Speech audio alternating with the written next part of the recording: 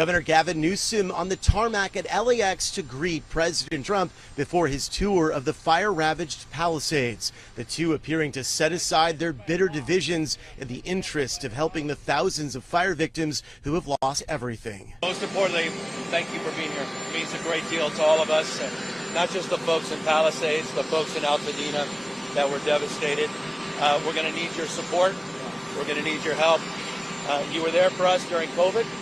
I don't forget that, and I have all the expectations that we'll be able to work together to get this speedy recovery. We will.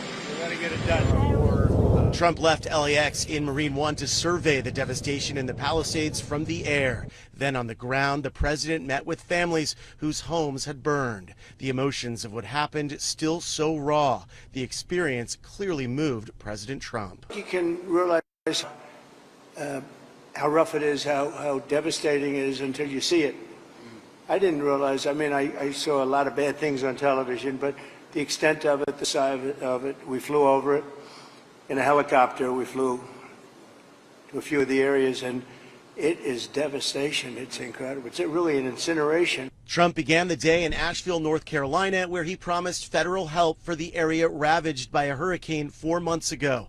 But questions swirled about how he would treat deep blue California. Trump and other top Republican allies have said repeatedly there should be conditions for any federal aid to the state. Trump repeated that statement Friday morning before leaving for Southern California. Well, in California, I have a condition. In California, we want them to have voter ID so the people have a voice, because right now the people don't have a voice because you don't know who's voting, and it's very corrupt.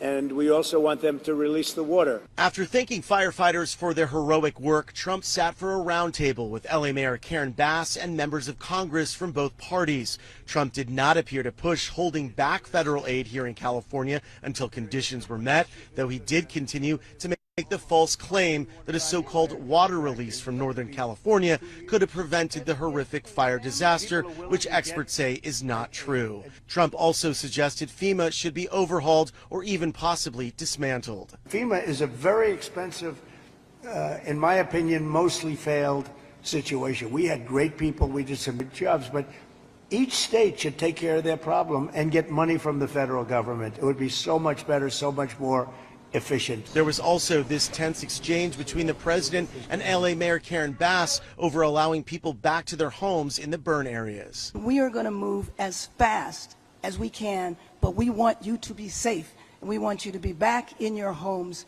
immediately. But the people are willing to clean out their own debris. It doesn't cost a lot. Yes, and they can. You should let them do it, because by the time you hire contractors, it's going to be 2 years. If a family... People are willing to get a dumpster and do it themselves and clean it out. And they can. There's not that much left. It's all incinerated.